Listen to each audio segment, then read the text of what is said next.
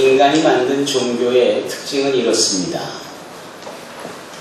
죽어가는 자에게 이것을 해라, 그러면 너희가 살리라. 이게 인간들끼리 만들어낸 종교의 공통 특징입니다. 죽어가는 자에게 이것을 해라, 그러면 살리라.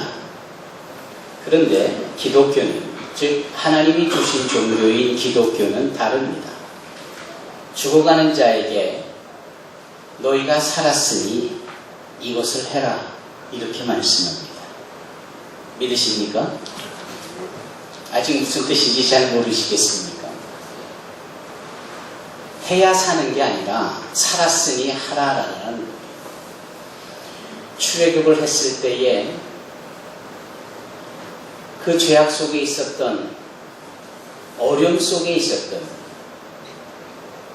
이 히브리인들에게 있어서 모세를 통하여 그들을 엑소더스, 출애굽을 시킨 하나님의 역사는 은혜입니다. 그 은혜가 먼저 주어지고 난 후에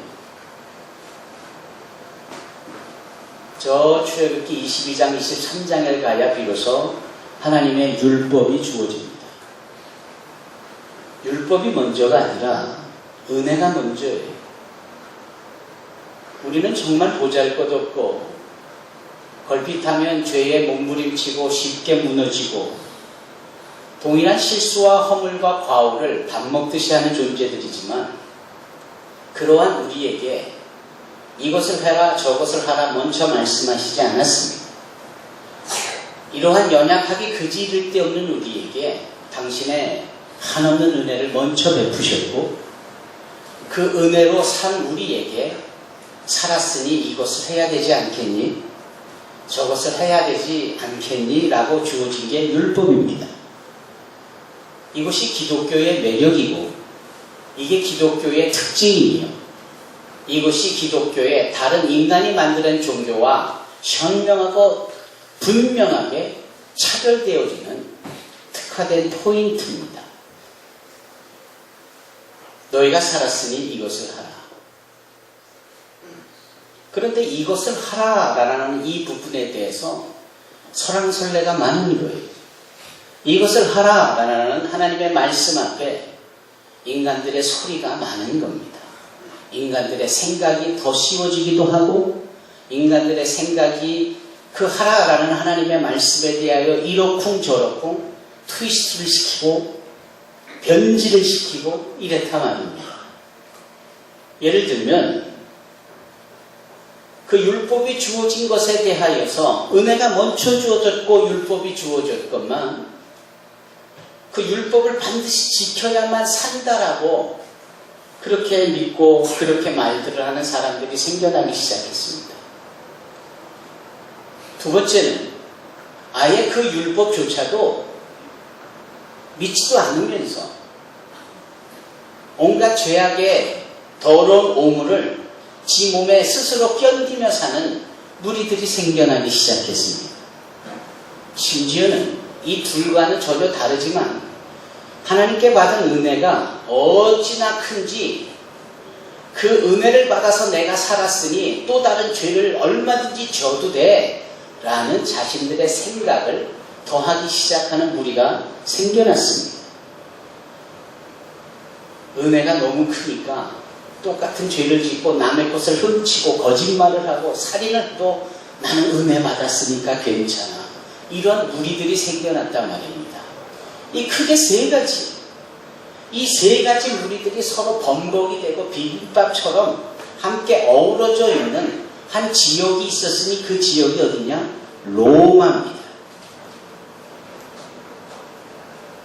그 로마에 이런 세 가지 그룹의 사람들이 뒤섞여지고 서로 버무려지고 비빔밥이 그렇게 되어져 가는 겁니다.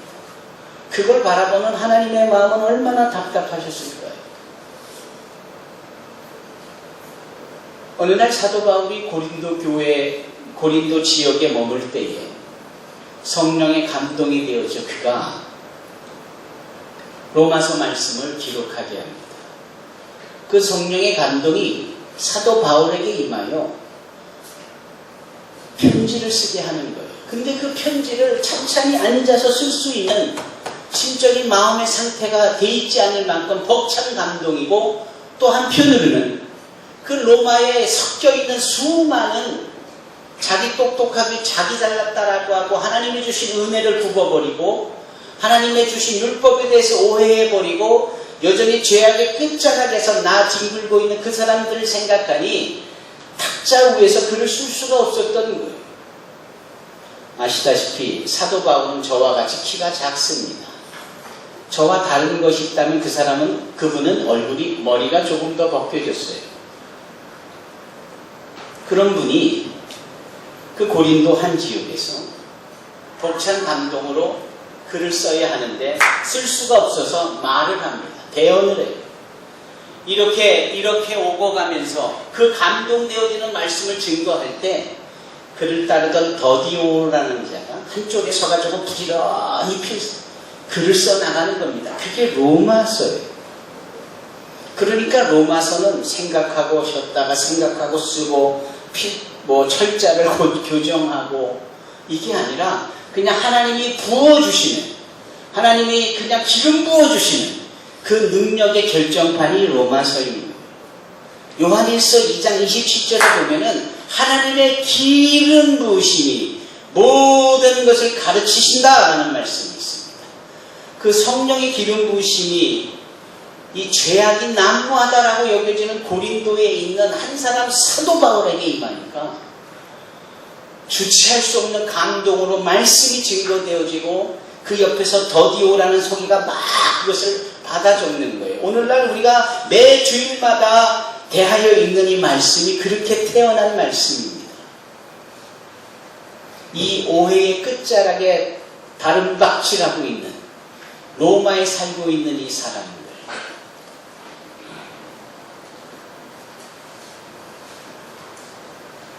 도대체 그 사람들은 참 말하기 좋아하고 자신들의 그 하찮은 지식으로 하나님의 말씀에 대해서 이러쿵저러쿵 얘기를 하는데 그 얘기가 어느 정도까지 가느냐면 이런 거예요. 내가 죄를 졌는데 내가 처음에는 이게 죄인지 모르고 졌는데 뭐라? 율법을 보니까 이게 죄라네. 아, 이게 죄구나. 그럼 이거 짓지 말아야지. 여러분, 이게 율법의 기능입니다. 그런데 이 율법의 기능을 인하여서 죄가 무엇인지를 아는 사람들의 변명은 이런 거예요.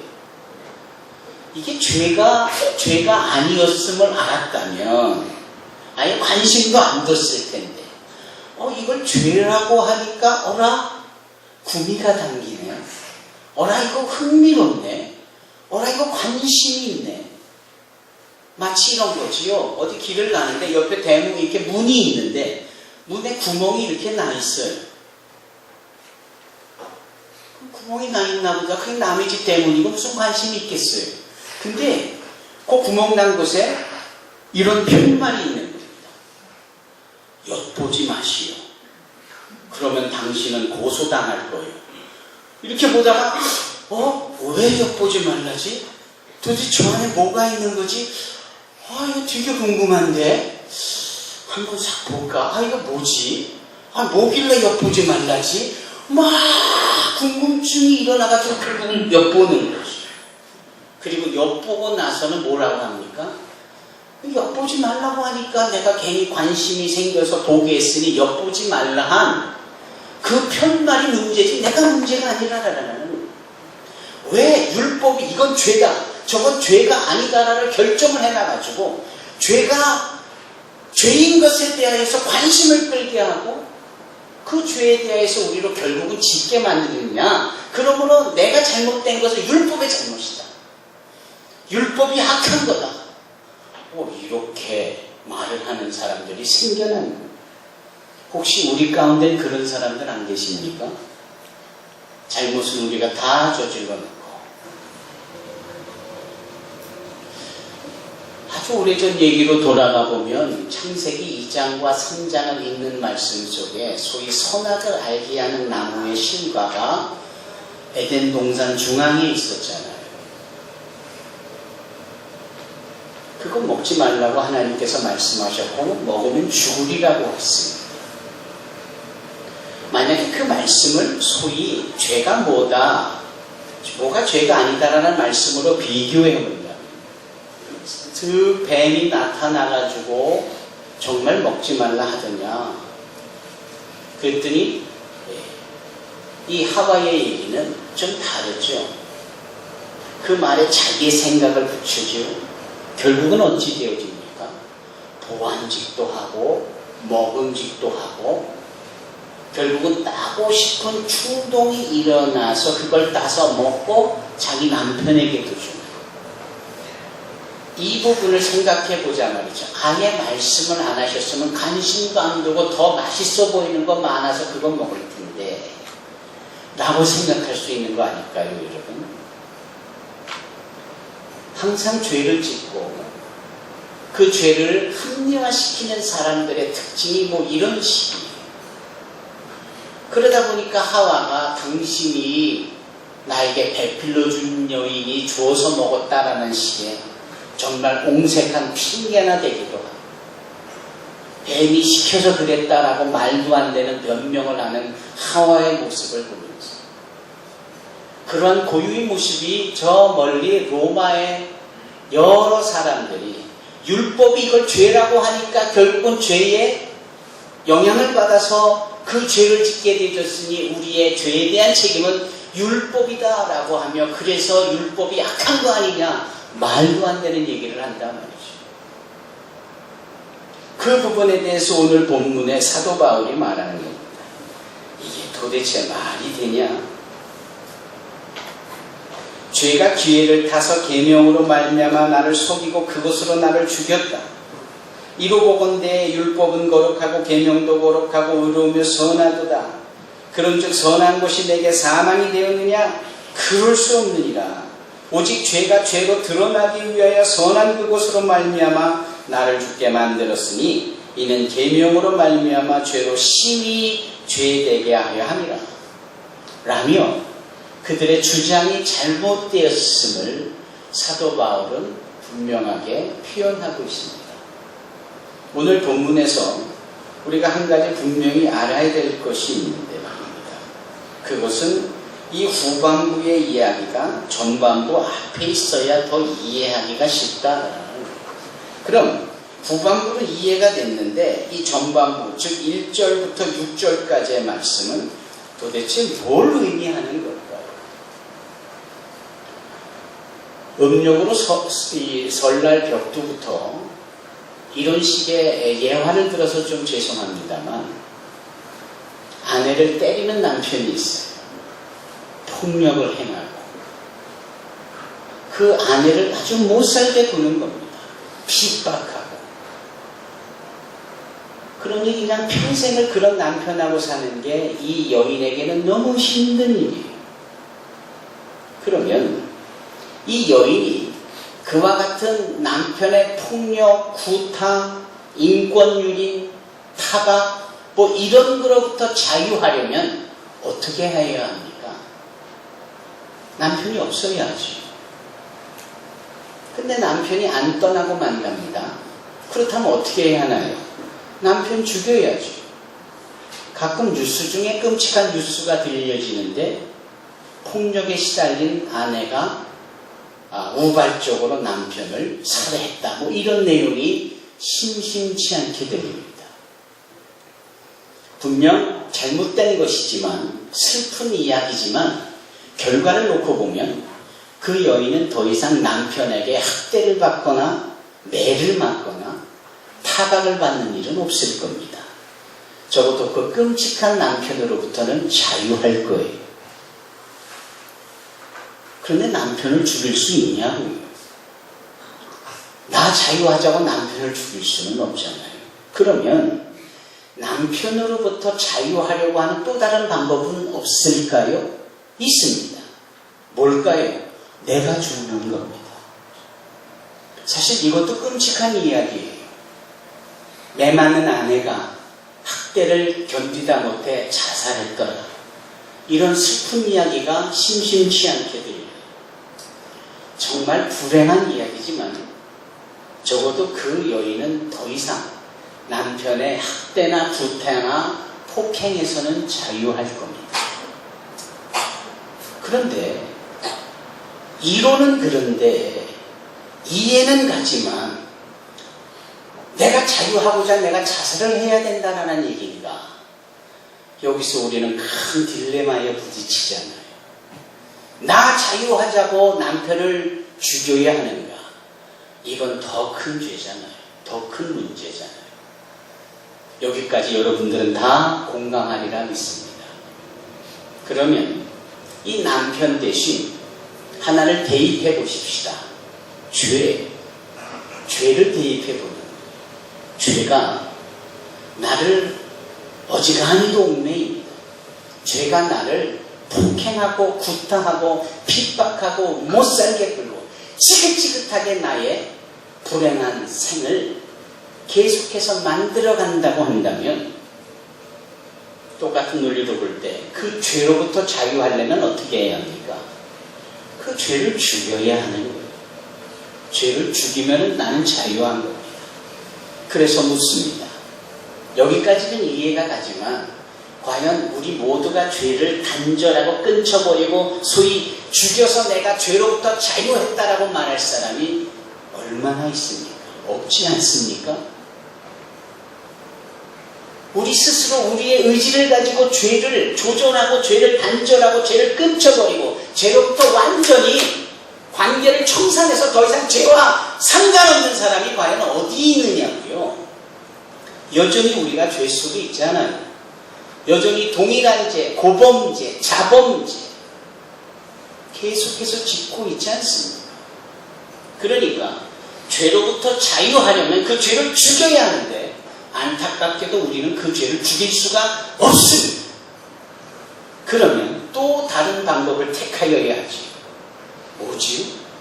그 죄 앞에서 내가 죽으면 되는 겁니다. 내가 죽으면 죄로부터 자유한 거예요. 그런데 죄로 인해서 내가 죽으면 그보다 더 큰 불행이 어디에 있겠어요?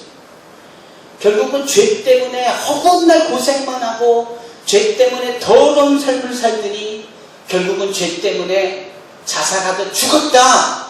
얼마나 불행이겠어요. 그래서 저는 오늘 본문의 말씀을 통하여서 여러분들에게 죄 앞에 죽을 수 있는 방법을 비결을 알려드립니다.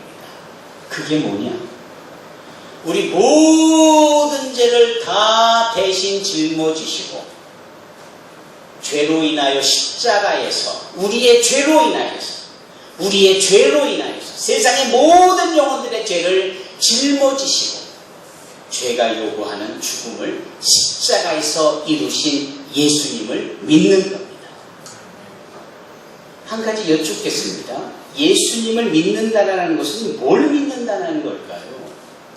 우리가 이렇게 이해할 겁니다. 예수님이 하나님의 아들이시라는 사실을 믿는 겁니다. 예수님이 우리의 구세주라는 사실을 믿는 겁니다. 예수가 나의 인생의 주인이라는 사실을 믿는 겁니다. 내가 예수 이름으로 회개할 때 모든 죄를 용서해 주신다는 것을 믿는 겁니다. 이런 식의 설명을 할 수 있을 겁니다. 왜? 그게 사실이니까. 그러나 궁극적으로 포괄적인 이야기고 우리가 현실적으로 날마다 삶의 지경과 영역에서 삶의 아주 녹록지 않은 인생의 부딪힘 속에서 예수를 믿는다는 것은 딱 두 가지를 믿어야 하는 거예요. 첫째 뭐냐? 예수께서 나를 위하여 죽으셨다는 것을 믿는 겁니다. 두 번째로는 예수께서 나를 위하여 다시 사셨다는 것을 믿는 겁니다. 오늘 본문의 말씀에 따르면 그래서 예수께서 나를 위하여 죽으셨다라고 믿는 자는 곧 내가 죽는 것을 의미합니다. 또 하나 예수께서 나를 위하여서 다시 사셨다라는 것을 믿는 사람들은 나도 예수님처럼 다시 살 수 있다라는 것이에요. 이 두 가지를 믿는 겁니다. 오늘 본문의 말씀에 이렇게 나옵니다. 남편 있는 여인이 그 남편 생전에는 법으로 그에게 매인받이었지만 그 남편이 죽으면 남편의 법에서 벗어나느니라. 그러나 우리의 현실적인 것은 이 남편과 같은 이 남편을 대신한 죄라는 이 부분에 있어서 죽어질 수 없는 죄 앞에 차라리 내가 죽어야 하는데, 그래야 내가 자유를 누리는데, 내가 죽을 수 있는 입장이 못 되니까 나를 위하여서 죽으신 예수님을 믿을 때 나는 죽는 거예요. 그리고 다시 사신 예수님을 믿을 때 내가 다시 살아가는 새로운 존재가 되어져서 이제 죄가 아닌 의가 되시는 예수님과 연합이 되어지고, 바꿔 말하면 이 죄를 남편으로 표현을 했을 때 그 남편 대신 새로운 남편인 예수님과 하나가 되어지고, 그것이 하나님 앞에서 열매를 맺는 것, 믿음이라는 것으로 나타내진다라는 것이죠. 이게 바로 4절입니다. 그러므로 다 같이 읽을까요? 그러므로 내 형제들아, 너희도 그리스도의 몸으로 말미암아 율법에 대하여 죽임을 당하였으니 이는 다르니 곧 죽은 자 가운데서 살아나신 이에게 가서 우리가 하나님을 위하여 열매를 맺게 하려 함이라. 아멘. 이 4절의 말씀을 여러분 마음밭에 새기시기를 바랍니다. 죽은 자 가운데서 살아나시니 예수시죠. 예수에게 가서 우리가, 즉 예수와 우리가 하나님을 위하여 열매고 믿음을 맺게 한다라는, 이것이 로마인들이 뒤죽박죽되어 있는, 자신들이 옳고 자신들의 생각대로 살아가는 사람들에게 주어지는 저들의 생명의 빛이 되어지는 말씀입니다. 아울러 오늘날 여전히 우리 가운데서도 걸핏하면 동일한 죄를 짓고 탄식하고, 또 내가 넘어졌구나 하고 후회하고 슬퍼하고, 그렇게 한숨 쉬고 있는 우리에게 이 로마서 7장 4절 말씀은 왜 우리가 예수 그리스도의 죽음을 믿어야 하며 왜 우리가 예수 그리스도의 부활을 믿어야 하는지에 대한 분명한 이유가 되는 것이고 설명이 되는 겁니다. 이와 같은 예수와 더불어 연합을 할 때 하나님 앞에서 우리는 믿음이라는 열매를 거두며 그것을 하나님께 영광을 돌리게 될 줄로 믿습니다. 기도하십시다.